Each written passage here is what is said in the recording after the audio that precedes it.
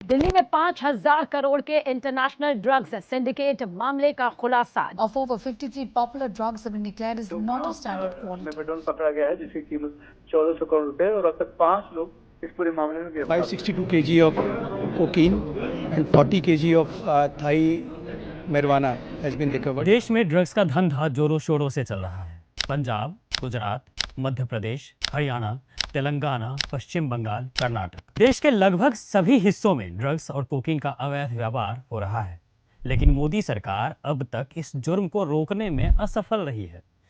अब आप ये भी कह सकते हैं कि सरकार इसलिए भी असफल रही है क्योंकि पकड़े जाने वाले सभी अपराधी बीजेपी के हैं या फिर बीजेपी सरकार का हाथ उनके माथे पर है। देश के युवाओं को नशे में झोंककर पीएम मोदी करना क्या चाहते हैं?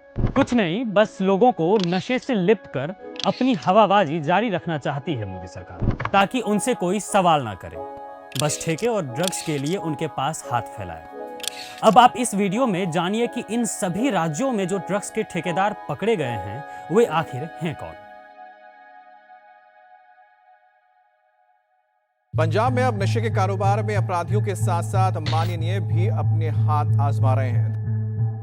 ताजा मामला पंजाब का है, जहां बीजेपी नेता सत्कार कौर ड्रग्स डील करते पकड़ी गई हैं।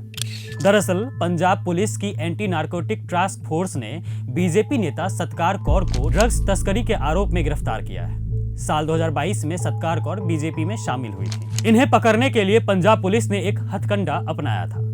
जानिए, पुलिस ने एक नशे के आदी शख्स को अपना मुखबिर बनाया।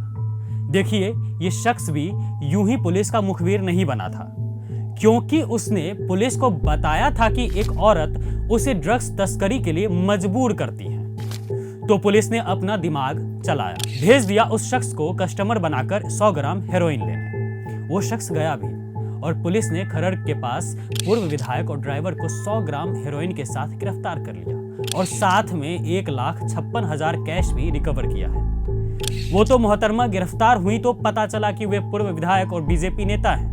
शायद बहुत गरीब होंगी विधायक, पेट की आग ने उन्हें मजबूर कर दिया होगा ड्रग्स तस्करी के लिए। इसलिए सिर्फ लाखों की गाड़ी में बैठकर और मात्र एक ड्राइवर रखकर ड्रग्स तस्करी करती थी मोहतरमा। देखिए, ये कोई एकमात्र घटना नहीं है। आज हम आपको एक एक कर उन सभी नामों को सामने लाएंगे जो इस मामले के बादशाह हैं, या यूं कहें कि सरकार के माफिया हैं ये लोग।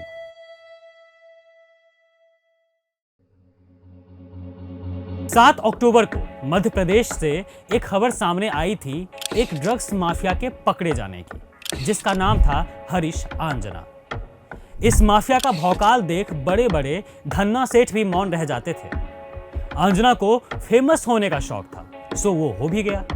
एमपी के उप मुख्यमंत्री जगदीश देवड़ा का करीबी था ये, और सरकार के सह पर ड्रग्स का व्यापार करता था, तो उसे किस बात की टेंशन।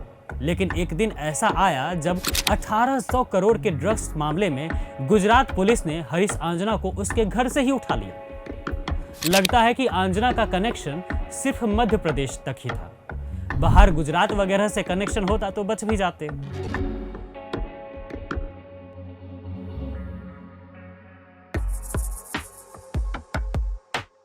छब्बीस फरवरी 2024 को तेलंगाना में एक बीजेपी नेता का बेटा ड्रग्स लेने के आरोप में गिरफ्तार हुआ था।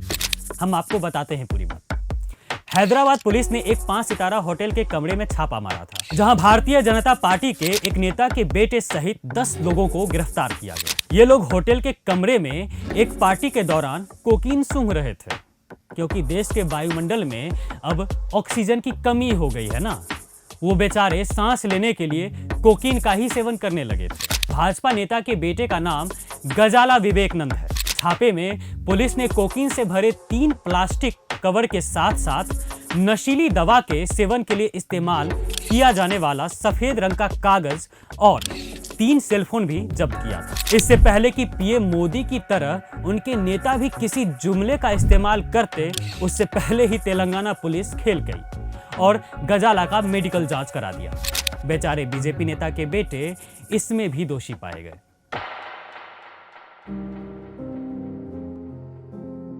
वहीं पीएम मोदी के सपनों सा सुहाना गुजरात मॉडल भी ड्रग्स से अछूता नहीं है, या ये भी आप कह सकते हैं कि ड्रग्स का मेन अड्डा ही गुजरात है। जहां अडानी पोर्ट पर कई हजार करोड़ के ड्रग्स उतरते हैं और पूरे देश में फैला दिया जाता है। देश प्रगति की ओर जाता हुआ तो नहीं दिखता है, लेकिन नशे में लिफ्ट होता जरूर दिख रहा है। अब जानिए ना गुजरात बीजेपी से जुड़े विकास अहीर के बारे में, बताते हैं हम आपको। दरअसल 22 जुलाई 2024 को गुजरात की सूरत शहर पुलिस ने ड्रग्स के एक मामले में हिंदूवादी नेता और बीजेपी से जुड़े विकास अहीर समेत 2 अन्य को अरेस्ट किया था। सूरत पुलिस ने आरोपियों के पास 354 ग्राम एमडी ड्रग्स जब्त किया था। यही नहीं, इस मामले से पहले भी इन आरोपियों पर केस दर्ज हुए थे, लेकिन जवाबी कार्रवाई ना ये मत पूछिए, नाराज हो जाएंगे गुजरात मॉडल वाले पीएम और गृह मंत्री जी। ये सब मत पूछिए, मुद्दे पर आइए। गुजरात में अभी 13 अक्टूबर को बड़े ड्रग्स रैकेट का भंडाफोड़ हुआ था। कीमत जानते हैं?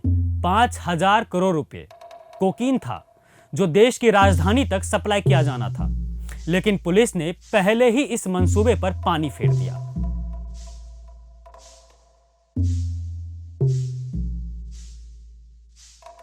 हालांकि दिल्ली की स्मार्ट पुलिस भी कम नहीं है। पीएम की स्मार्ट पुलिस भी राजधानी में ड्रग्स का धंधा रोक नहीं पा रही है।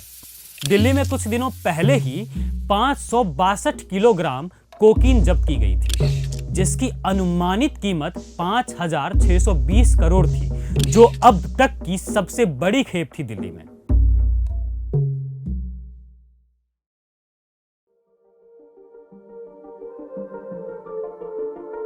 देखिए, हमने जितने नाम आपको बताए हैं वे सभी आरोपी बीजेपी से किसी ना किसी तरीके से ताल्लुक रखते हैं। ये सब इतने ही नहीं हैं, और नाम हैं, जैसे कर्नाटक के राहुल धौसे, पश्चिम बंगाल से निमई रॉय, हरियाणा से अमित कुमार। ये सब भी ड्रग्स माफिया है और बीजेपी से ही ताल्लुक रखते हैं। पर सवाल आप नहीं कर सकते हैं, क्योंकि देश में सिर्फ एक ही पार्टी है जो देश को संवारना चाहती है, वो भी ड्रग्स जैसे काले धंधे से। पता नहीं ये देश को कैसे विकसित करेंगे। इनके कार्यकर्ता, इनके नेता, इनसे जुड़े लोग सब अवैध धंधे में लगे हैं और बात करते हैं देश को ठीक रखने की, देश को विकसित बनाने की। बीजेपी का दोहरा चरित्र इन काले धंधों से पता चलता है। भर भर के पैसे ही नहीं बनाने हैं मोदी जी, देश के युवाओं को नशे से दूर भी रखना है, जो आपसे हो नहीं पा रहा है।